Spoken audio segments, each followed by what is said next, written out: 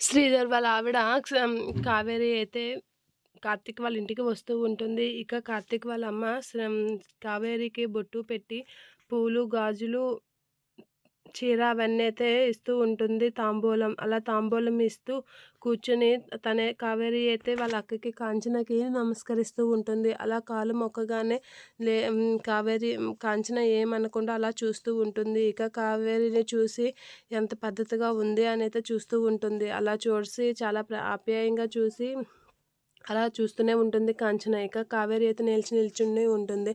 ఇక కార్తీక్ వీళ్ళందరూ అయితే ఇదంతా చూసి షాక్ అవుతూ ఉంటారు. ఏం చేస్తుంది మా అమ్మ, ఏమనుకుంటుంది అని అయితే చాలా షాక్ అయి చూస్తూ ఉంటారు. దీప కూడా చాలా భయపడుతూ ఉంటుంది. ఇక కావేరి అయితే కాలు పట్టుకొని నిల్చునేసరికి తన చేతిలో ఉన్న తాంబూలం అయితే కావేరికి కాంచన అయితే ఇస్తూ ఉంటుంది. అలా కాంచన తన చేతిలో పెట్టగానే కార్తీక్ అని అయితే పిలుస్తూ ఉంటుంది. ఇక అది చూసి కావేరి వీళ్ళందరూ అయితే షాక్ అవుతూ ఉంటారు. అసలు ఏంటవుతుందో అని అయితే చిత్రంగా చూస్తూ ఉంటారు. ఇక కార్తీక్తో అయితే వాళ్ళ అమ్మ రూమ్లో సూట్ కేసు ఉంది తెస్తా అని అయితే చెప్తూ ఉంటుంది. అలా చెప్పగానే షాక్ అవుతూ ఉంటాడు కార్తీక్.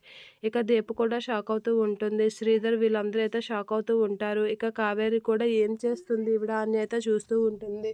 ఇక కార్తీక్ అయితే సరే అమ్మ అని చెప్పి రూమ్లోకి వెళ్ళి సూట్ కేసు తేడానికి అయితే వెళ్తూ ఉంటాడు. ఇక దీప అది చూసి ఏం చేయబోతుంది కార్తీక్ అయితే సరే అని చెప్పి ఆ సూట్ కేసు అయితే తేడానికి వెళ్తూ ఉంటాడు. కాంచనమ్మ గారు ఏం చేయబోతున్నారో ఏంటో అసలేం అర్థం కావడం లేదు అని చెప్పి దీప అనుకుంటూ ఉంటుంది. ఇక కార్తీక్ లోపలికి వెళ్ళి సూట్ కేసు తెస్తూ ఉంటాడు. అలా సూట్ కేసు తేగానే ఇదమ్మా అని అనేసరికి ఆ సూట్ కేసు మీ నాన్న దగ్గర పెట్టు అని అయితే చెప్తూ ఉంటుంది. అలా చెప్పగానే కార్తీక్ షాక్ అయ్యి అలా చూస్తూ ఉంటాడు. ఏంటి ఏం చేస్తుంది అమ్మ అని అయితే షాక్ అవుతూ ఉంటాడు. ఇక కార్తీక్ నాన్న దగ్గర సూట్ కేసు పెట్టావా అని అయితే అంటూ ఉంటాడు. ఇక కార్తీక్ అయితే దీపకాస్ చూసి ఏమవుతుంది అని అయితే చూస్తూ ఉంటుంది. ఇక దీప కూడా భయపడుతూ ఉంటుంది.